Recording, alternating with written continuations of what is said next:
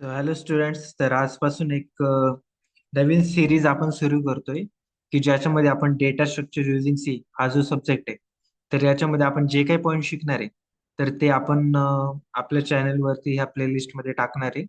तर कोणाला कधी काही डाऊट असेल तर ह्या प्लेलिस्टमध्ये येऊन तो पर्टिक्युलर व्हिडिओ बघून तुम्ही तुमचे डाऊट क्लिअर करू शकता. सो आता आजपासून आपण स्टार्ट करतो आपल्या फर्स्ट युनिटला या व्हिडिओमध्ये. तर याच्यामध्ये युनिट वनचं आपलं नाव काय, introduction to data structures. Basically हे युनिट तुम्हाला 4 मार्क्सला आहे MSBTच्या करिक्युलरनुसार. तर आपण याला सुरुवात करूया. तर सर्वात पहिल्यांदा काय म्हटलेलं आहे ते, so what is mean by the data structure. तर डेटा स्ट्रक्चर असतं तर काय असतं, तर इथे काय म्हटलेलं आहे, it is special way to store and organise the data in memory. म्हणजे हा एक पद्धतीचा मार्ग आहे ज्याचा वापर करून आपण काय करू शकतो, आपल्या डेटाला स्टोअर करू शकतो. तर डेटाला कुठे स्टोअर करू शकतो, इन मेमरी. म्हणजे मेमरीच्या आतमध्ये डेटाला स्टोअर करू शकतो. पण स्टोअर करताना आपल्याला कसा पण डेटा स्टोअर करून चालणार आहे का, नाही. तर आपण जो काही डेटा स्टोअर करणार आहे तर तो डेटा आपल्याला वेल ऑर्गनाइज करून ठेवायचा आहे, जेणेकरून आपल्याला जास्तीत जास्त मेमरी वाचेल आणि त्या मेमरीमध्ये आपण दुसरा डेटा भरू शकतो अशा पद्धतीने. सेकंड पॉईंट मध्ये काय सांगितलेलं आहे, with the help of data structure we use data efficiently. जर आपण डेटा स्ट्रक्चरचा यूज केला तर आपल्याला मेमरीमध्ये डेटा चांगल्या पद्धतीने ठेवता पण येईल. मेमरीतून जेव्हा गरज लागेल तेव्हा त्या डेटाला मेमरीमधून बाहेर काढता पण येईल. म्हणजे याचाच अर्थ काय झाला, की आपण आपल्या डेटाला इफिशियंटली म्हणजे चांगल्या पद्धतीने, उत्कृष्ट पद्धतीने यूज करू शकतो. त्याच्यानंतर मग डेटा स्ट्रक्चर आपण जे काही शिकणार आहे त्याचे काही एक्झाम्पल आहे आणि हे आपल्याला युनिट्स पण आहेत. सो ऍरे एक डेटा स्ट्रक्चर आहे, देन स्टॅक डेटा स्ट्रक्चर आहे, लिंक लिस्ट एक डेटा स्ट्रक्चर आहे, क्यू पण आहे, ट्री पण आहे आणि ग्राफ पण आहे. तर याच्यामध्ये जे ग्राफ डेटा स्ट्रक्चर आहे हे आपल्या सिलेबसमध्ये नाहीये. ते सोडून बाकीचे जेवढे आहेत तर ते आपण बघणार आहोत इथून पुढे. त्याच्यानंतर नेक्स्ट काय म्हटलेलं आहे ते, what is the need of data structure. तर आपल्याला डेटा स्ट्रक्चर काय ते समजलं, पण याची गरज काय, तर ते आता आपल्याला समजून घ्यायचंय. तर पहिली गरज काय येते, handling large amount of data. ज्या वेळेस आपल्याला काय करायचं असते, डेटा थोडा थोडा डेटा आपल्याकडे अवेलेबल असेल तर मग चालतं. पण ज्यावेळेस आपल्याकडे मोठ्या प्रमाणात किंवा जास्त प्रमाणात डेटा असतो तर त्या डेटाला आपल्याला हँडल करावं लागतं. आणि त्या डेटाला हँडल करण्यासाठी आपल्याला मेमरीचा प्रॉपर यूज करावा लागतो आणि मेमरीचा प्रॉपर यूज करण्यासाठी आपल्याला डेटा स्ट्रक्चरची गरज पडते. मग इथे काय म्हटलेलं आहे, we store data in memory but if the data is large amount then we need data structure. तर आपल्याला डेटा स्ट्रक्चरची गरज लागणार आहे ज्यावेळेस आपल्या मेमरीमध्ये खूप जास्त प्रमाणात डाटा असणार आहे. तर इथे एक्झाम्पल दिलेलं आहे, Instagram store all user data using the data structure. आता बघा, इंस्टाग्राम सर्वजण यूज करतात. तर त्याच्यामध्ये आता इंस्टाग्रामचा डेटा भरपूर मिलियन्स बिलियन्स ऑफ जीबी मध्ये असतो. आणि त्या डेटाला हँडल करायचे, स्टोअर करायचे आणि यूज करायचे, त्याच्यासाठी आपल्याला डेटा स्ट्रक्चरची गरज पडते. त्याच्यानंतर नेक्स्ट आहे हाय परफॉर्मन्स. हाय परफॉर्मन्स मध्ये काय म्हटलेले, we store data in memory. We store data in memory using the data structure so that we can save memory. म्हणजे काय करू शकतो, आपल्याला डेटाला डेटा स्ट्रक्चर चा यूज करून डेटाला मेमरीमध्ये स्टोअर करायचंय. मग जर ऑर्गनाइज करून डेटाला मेमरीमध्ये आपण स्टोअर केलं तर बाकीची मेमरी रिकामी राहणार आहे. आणि आपल्याला माहिती जेवढी मेमरी रिकामी तेवढा आपला परफॉर्मन्स वाढतो. आता आपल्या मोबाईलमध्ये पण जेवढा स्पेस रिकामा असतो, आपला मोबाईल तेवढा चांगल्या प्रोसेसिंगने काम करत असतो. ओके, सो त्याच्यासाठी आपल्याला जर हाय परफॉर्मन्स पाहिजे असेल तर आपल्या डेटा स्ट्रक्चरचा यूज करून आपल्याला काय करायचंय, की आपल्या मेमरीचा प्रॉपर यूज करून आपला जो परफॉर्मन्स आहे तर त्याला वाढवायचे म्हणजे इन्क्रीज करायचंय. त्याच्यानंतर नेक्स्ट आहे डेटा सर्चिंग. डेटा सर्चिंग मध्ये काय म्हटलेलं आहे, की डेटा सर्चिंग मध्ये काय म्हटलेलं आहे, की by using the data structure we can search data easily. Data स्ट्रक्चरचा ज्यावेळेस आपण यूज करतो त्यावेळेस आपला जो काही डेटा आहे तर त्याला आपण इझिली काय करू शकतो, शोधू शकतो. तर त्याच्यासाठी पण डेटा स्ट्रक्चरची गरज पडते. For example we search song, contact etcetera. आपण काय करतो, एखादं गाणं असेल किंवा आपला कॉन्टॅक्ट नंबर सर्च करतो किंवा आपण MSBTच्या वेबसाईटला जाऊन आपला रिझल्ट सर्च करतो एनरोलमेंट नंबर टाकून. तर अशा पद्धतीने डेटा सर्च करायचा असेल तर तुम्हाला डेटा स्ट्रक्चरचीच गरज लागणार आहे. त्याच्यानंतर डेटा सॉर्टिंग. डेटा सॉर्टिंग मध्ये काय म्हटलेलं आहे, की by using the data structure we can sort data easily. तर आपण काय करतो, जर सॉर्टिंग आपल्याला काय करायचंय, जर आपल्याला डेटा प्रॉपर सॉर्ट करायचा असेल म्हणजे चढत्या क्रमाने किंवा उतरत्या क्रमाने डेटा आपल्याला ठेवायचा असेल तर त्याच्यासाठी आपल्याला डेटा स्ट्रक्चरची काय पडते, गरज पडते. मग एक्झाम्पल मध्ये इथे काय म्हटलेलं आहे, we sort roll number list. आपल्याला रोल नंबरची लिस्ट 1 to पुढे अल्फाबेटिकली सॉर्ट करायची असेल, आपल्याला आपले कॉन्टॅक्ट अल्फाबेटिकली सॉर्ट करायचे असतील, आपल्याला म्युझिकची लिस्ट जी आहे ती अल्फाबेटिकली सॉर्ट करायचं असेल तर त्याच्यासाठी आपल्याला डेटा स्ट्रक्चरची गरज पडणार आहे. तर ह्या झाल्या सर्व काही गरजा. ओके. आणि त्याच्यानंतर नेक्स्ट काय, what is the advantages of data structure. तर डेटा स्ट्रक्चरचे काय फायदे आहेत ते आता आपल्याला बघायचे. मग बघा, वरती ज्या नीड्स होत्या, handle large amount of data, त्याच्यानंतर हाय परफॉर्मन्स असेल, त्याच्यानंतर डेटा सर्चिंग असेल, त्याच्यानंतर डेटा सॉर्टिंग असेल, ह्या त्याच्या गरजा पण होत्या आणि ह्या त्याच्या हे त्याचे फायदे पण आहे, म्हणजे ऍडव्हान्टेजेस पण हेच आहेत. फक्त याच्यामध्ये नवीन ऍड झालेलं आहे. ते नवीन काय ऍड झालेलं आहे तर रियुजेबिलिटी. रियुजेबिलिटी मध्ये काय सांगितलेलं आहे, once we made a data structure we can reuse it. म्हणजे काय करतो आपण, की आपण जर डेटा बनवला, म्हणजे आपण काय केलं, एखादा डेटा स्ट्रक्चर तयार केलं, तर आपण त्याला पुन्हा पुन्हा वापर करू शकतो त्याचा. म्हणजे फॉर एक्झाम्पल, तुम्ही असं एक डेटा स्ट्रक्चर बनवलं की जे काय करते, प्रत्येक गोष्टीला अल्फाबेटिकली सॉर्ट करते. मग तुम्ही काय करणार, पहिल्यांदा ते डेटा स्ट्रक्चरला समजा तुम्ही तुमच्या कॉन्टॅक्ट लिस्ट वरती लावलं, तर तुमची कॉन्टॅक्ट लिस्ट अल्फाबेटिकली सॉर्ट होणार आहे. परत त्याला उचललं तुम्ही, तुम्ही तुमच्या गाण्यांची जी प्लेलिस्ट आहे त्याच्यावरती ठेवलं, तर तुमची गाण्यांची जी काय प्लेलिस्ट आहे ती अल्फाबेटिकली सॉर्ट होणार आहे. त्यालाच उचललं तुम्ही, तुमच्या रोल नंबरच्या लिस्टवरती ठेवलं, त्या डेटा स्ट्रक्चरला अप्लाय केलं, तर तुमची जी रोल नंबरची लिस्ट आहे ती अल्फाबेटिकली काय होणार आहे, सॉर्ट होणार आहे. असं त्याचा अर्थ झाला. त्याच्यानंतर इथे काय म्हटलेलं आहे, की टाइप्स ऑफ डेटा स्ट्रक्चरचे. मग डेटा स्ट्रक्चरचे काय काय टाइप्स असतात बघा. तर पहिलं असतं लिनियर, दुसरं असतं नॉन लिनियर. लिनियर मध्ये काय होतं, की ज्यावेळेस आपण आपल्या मेमरीमध्ये डेटा एका लाईनमध्ये, एका रेषेमध्ये शेजारी शेजारी स्टोअर करतो, तर ते होतं आपलं लिनियर डेटा स्ट्रक्चर. आणि नॉन लिनियर मध्ये काय होतं, ज्यावेळेस आपण डेटाला एका लाईन मध्ये किंवा शेजारी शेजारी स्टोअर न करता मेमरीमध्ये कुठे पण स्टोअर करतो, तर त्यावेळेस आपण त्याला काय म्हणतो, नॉन लिनियर डेटा स्ट्रक्चर.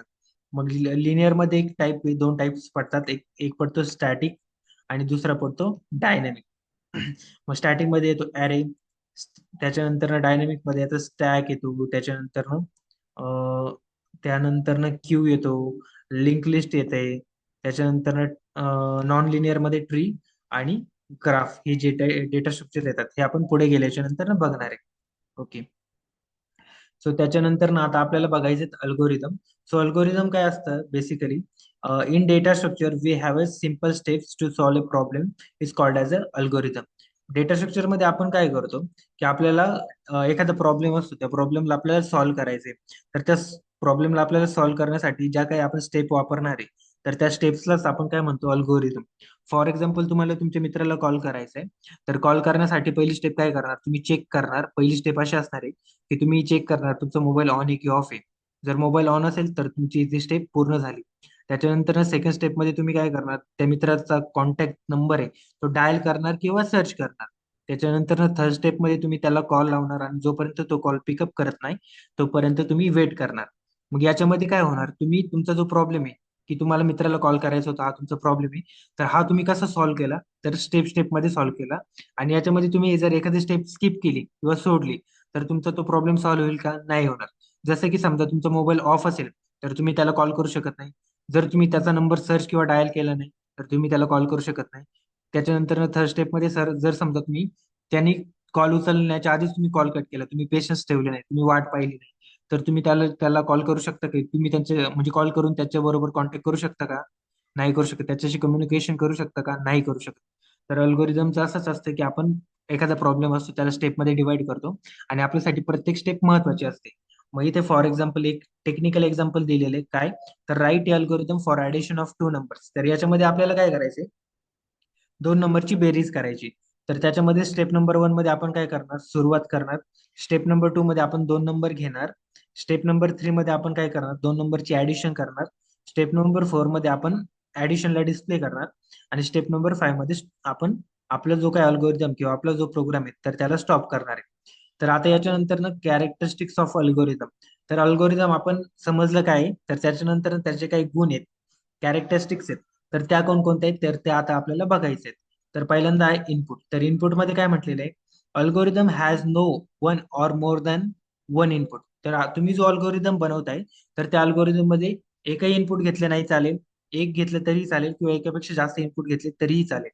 त्याच्यानंतर नेक्स्ट आहे आउटपुट. तर आउटपुट मध्ये काय सांगितलंय, की algorithm has at least one output. तर तुमच्या अल्गोरिदमने ऍटलिस्ट एक तरी आउटपुट तुम्हाला डिस्प्ले केलं पाहिजे, म्हणजे तुमच्या कोडने, प्रोग्रामने. त्याच्यानंतर डेफिनाइटनेस. डेफिनाइटनेस मध्ये काय म्हटलेले, इज स्टेप हॅव्हिंग क्लिअरिटी. म्हणजे याच्यामध्ये सांगितले की तुम्ही अल्गोरिदम मध्ये ज्या काय स्टेप लिहिणार आहात, तर त्या प्रत्येक स्टेपमध्ये काय पाहिजे, क्लिअरिटी पाहिजे. म्हणजे फॉर एक्झाम्पल बघा, स्टेप 1 मध्ये आपल्याला कळतंय स्टार्ट आहे, स्टार्ट करायचं आपल्याला, क्लिअरिटी भेटली. स्टेप 2 मध्ये आपल्याला भेटलं 2 नंबर घ्यायचे, टिक 2 नंबर्स, याच्यामध्ये पण आपल्याला क्लिअरिटी भेटते. तर याच क्लिअरिटी आपल्याला जी समजते त्यालाच आपण काय म्हणतो, डेफिनाइटनेस. त्याच्यानंतर नेक्स्ट आहे फायनाइटनेस. फायनाइटनेस मध्ये काय म्हटलेलं आहे, अल्गोरिदम हॅज लिमिटेड स्टेप्स. म्हणजे याच्यामध्ये असं सांगितलंय की तुम्ही अल्गोरिदम बनवताय ना, तर बनवताना तुम्ही कितीही स्टेप घेतलं तर नाही चालणार. तुम्ही काय करायचं, कमीत कमी स्टेप अल्गोरिदमला काय करायचं, संपून टाकायचं. त्याच्यानंतर नेक्स्ट इफेक्टिव्हनेस. इफेक्टिव्हनेस मध्ये काय सांगितलेलं आहे, write simple steps but it can be done. म्हणजे काय सांगितले की तुम्ही अल्गोरिदमच्या ज्या काही स्टेप्स येत आहे, तर सोप्या सोप्या स्टेप लिहा, सिम्पल लिहा समजण्यासाठी.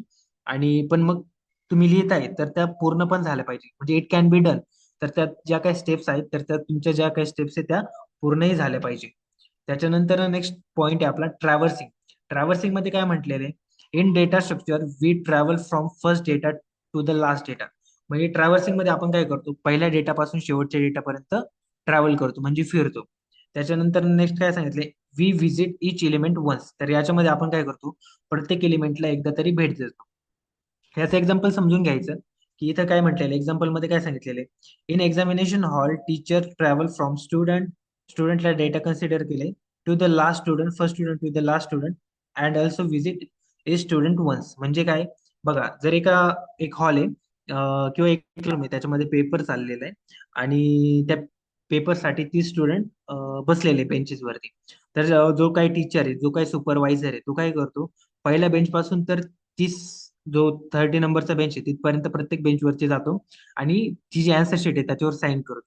म्हणजे काय केलं, तो जो टीचर आहे तो झाला डेटा स्ट्रक्चर, आणि तो जो स्टुडंट झाला डेटा. मग डेटा स्ट्रक्चर काय करतं, पहिल्या डेटापासून सुरू करतं तर शेवटच्या डेटापर्यंत जातं. आणि याच्यामध्ये असं पण सांगितलं की याचा अर्थ काय होतो, ऑटोमॅटिकली तो प्रत्येक डेटाला एकदा तरी व्हिजिट करतो किंवा एकदा तरी भेट देतो, असा त्याचा अर्थ झाला. मग त्याच्यानंतर नीड ऑफ ट्रॅव्हर्सिंग. तर आपण ट्रॅव्हर्सिंग समजलं, पण त्याची गरज काय, तर पहिली गरज आहे काउंटिंग. काउंटिंग म्हणजे काय, by using it we can count the data. तर बघा, आता फॉर एक्झाम्पल एका क्लासरूम मध्ये 30 मुलं आहेत, तर आपण पहिल्या मुलापासून काउंट करायला सुरुवात केली, 1 2 3, म्हणजे प्रत्येक डेटाला व्हिजिट केलं, तर आपल्याला किती डेटा प्रेझेंट त्या क्लासरूम मध्ये किंवा किती डेटा प्रेझेंट मेमरीमध्ये, तर त्याचं काउंट करण्यासाठी आपण कशाचा यूज करतो, डेटा स्ट्रक्चर. तर सॉरी, आय मीन टू से ट्रॅव्हर्सिंगची तिथे काय पडते, आपल्याला गरज पडते. ट्रॅव्हर्सिंग केलं तर आपल्याला काउंटिंग करता येते, आणि ट्रॅव्हर्सिंग जर केलं तर आपल्याला एखादा डेटा काय सर्च पण करता येतो. ओके. त्याच्यानंतर नेक्स्ट आहे, just a minute. Okay. Then त्याच्यानंतर नेक्स्ट आहे आपल्याकडे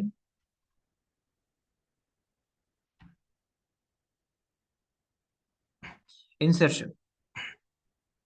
सो इन्सर्शन मध्ये काय सांगितलेलं आहे, in data structure we add new element at a particular location is called insertion.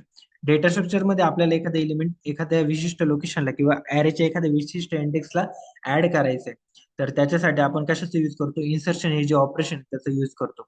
तर याचं एक्झाम्पल काय आहे, जर समजा बघा, आता तुमच्या क्लासरूम मध्ये नवीन डीएस होणार आहे तुमच्या रोल नंबरच्या लिस्टमध्ये, म्हणजे त्यांच्या डेटाला आपण इन्सर्ट केलं. तुम्ही एखादा नवीन कॉन्टॅक्ट बनवला, तर क्रिएट केला, तर तो तुमचा जो नवीन कॉन्टॅक्ट आहे क्रिएट केलेला, तर तो तुमच्या कॉन्टॅक्ट लिस्टमध्ये इन्सर्ट होणार आहे. त्याच्यानंतर in Instagram we have save post in saved. आपण इंस्टाग्राम मध्ये पोस्ट काय करतो, सेव्ह करतो. तर त्याच, जर समजा तुम्हाला एखादी नवीन पोस्ट आवडली तर ती तुम्ही सेव्ह केली, तर तुम्ही ज्या जुन्या पोस्ट सेव्ह केलेल्या आहेत त्याच्यामध्ये ती इन्सर्ट झाली, नवीन पोस्ट काय झालेली, इन्सर्ट झालेली आहे. त्याच्यानंतर ना आता आपण थोडंसं टेक्निकल एक्झाम्पल घेऊ प्रोग्रामिंगच्या पद्धतीने. Add a new element in array. तर आपल्याला काय करायचं, एक नवीन एलिमेंट ॲरे मध्ये ऍड करायचं. समजा इंट, आपण काय करतो, इंटीजर टाईपचे एलिमेंट ऍड करतोय.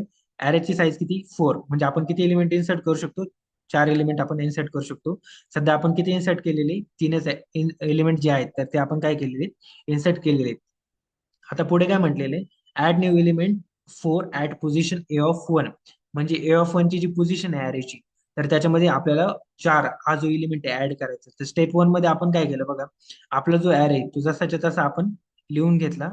हा झाला आपला, हा हा काय आहे, तर आपला आहे स्टार्टिंगचा ॲरे. त्याच्यानंतर आपण काय म्हटलेलं आहे, 3 ला काय केलेलं शिफ्ट. मग आपण स्टेप 2 मध्ये 3 ला ए ऑफ 2 वरून ए ऑफ 3 वरती काय केलेलं, शिफ्ट केलं. त्याच्यानंतर शिफ्ट टू. तर आपण काय केलेलं, आता जो इलिमेंट आहे ए ऑफ वनला जो टू इलिमेंट होता, त्याला टू वरून ए ऑफ टू वरती एक स्टेप पुढे काय केलेलं आपण शिफ्ट केलेलं. आता काय झालेलं, ए ऑफ वनला आपल्याला एलिमेंट जो टाकायचा होता फोर, त्याची जागा रिकामी झाली. आता आपण तिथे काय केलं, हा जो आपला फोर इलिमेंट आहे, तर या फोर इलिमेंटला आपण काय केलं, तिथे ऍड करून दिलं. अशा पद्धतीने आपण डेटाला इन्सर्ट करत असतो. त्याच्यानंतर नेक्स्ट ऑपरेशन आहे आपलं डिलिशन. सो डिलिशन मध्ये काय सांगितलेलं आहे, in data structure we delete element at a particular location is called as a deletion. Deletion इन्सर्शनच्या एकदम अपोजिट आहे, ज्याच्यामध्ये सांगितले की आपल्याला एखाद्या पर्टिक्युलर लोकेशनवरून एलिमेंट डिलीट करायचा असेल, सो त्याच्यासाठी आपण डिलिशन ऑपरेशन यूज करतो. फॉर एक्झाम्पल आपण रिअल लाईफचे काही एक्झाम्पल घेऊ. One student failed in class. जर समजा तुमच्या क्लासरूम मध्ये एखादा स्टुडंट फेल झाला, तर ऑटोमॅटिकली तो तुमच्या क्लासरूमच्या नंबरच्या लिस्टमधून डिलीट होणार आहे. त्यानंतर delete contact from contact list. तुम्ही तुमची जी काही कॉन्टॅक्ट लिस्ट आहे त्याच्यातून तुम्ही एखादा कॉन्टॅक्ट डिलीट केला, तर तो तुमच्या जी कॉन्टॅक्ट लिस्ट आहे त्याच्यातून ऑटोमॅटिकली डिलीट होतो. ओके. त्याच्यानंतर in Instagram we unsave new post. तुम्ही एखादी पोस्ट सेव्ह केली, नंतर तुम्हाला आवडली नाही, तुम्ही त्या पोस्टला काय केलं, अनसेव्ह केलं, तर तुम्ही ज्या पोस्ट सेव्ह केलेल्या आहेत त्याच्यातून ती डिलीट झाली, असा त्याचा अर्थ झाला. आता आपण प्रोग्रामिंगचं एखादं एक्झाम्पल घेऊ. तर इथे काय म्हटलेलं आहे, डिलीट एलिमेंट फ्रॉम ॲरे. आपण ॲरे मधून एक एलिमेंट काय करतोय, डिलीट करतोय. फॉर एक्झाम्पल माझ्याकडे ॲरेची साईज 4 आहे आणि त्याच्यामध्ये 1 2 3 4 असे 4 एलिमेंट मी स्टोअर केलेले आहेत. आणि आपल्याला कोणतं एलिमेंट डिलीट करायचं, delete element two from position A of one. A of वनची जी पोझिशन त्याच्यातून टू जो एलिमेंट आहे तो आपल्याला डिलीट करायचा आहे. सो स्टार्टिंगला ॲरे आपण जसाच्या तसा इथे लिहून घेतला. त्याच्यानंतर सेकंड स्टेपमध्ये आपण टू ला काय केलं, डिलीट केलं. जो आपला सेकंड एलिमेंट होता, तर त्या सेकंड एलिमेंटला बघा, इथून ही जी पोझिशन आहे, त्या पोझिशनवरून टू जो एलिमेंट आहे त्याला डिलीट केलं. त्याच्यानंतर स्टेप नंबर 3 मध्ये आपण काय केलं, थ्रीला शिफ्ट केलं. थ्रीला एक स्टेपनी पुढे शिफ्ट केलं. त्याच्यानंतर स्टेप नंबर 4 मध्ये आपण फोरला शिफ्ट केलं. बघा, फोरला आपण इथे पुढे शिफ्ट केलं. तर अशा पद्धतीने आपण काय करतो, की आपलं जे डिलिशन जे ऑपरेशन आहे, ते अशा पद्धतीने आपण काय करतो, परफॉर्म करतो. तर अशा पद्धतीने आपले जे काही लेक्चर्स आहेत ते पुढे कंटिन्यू होणार आहे. तर तुम्हाला काय अडचण असेल तर तुम्ही कमेंट सेक्शन मध्ये जाऊन कमेंट करू शकता. आपण त्याच्यावरती पुन्हा एकदा व्हिडिओ बनवू शकतो. ओके. So thank you all.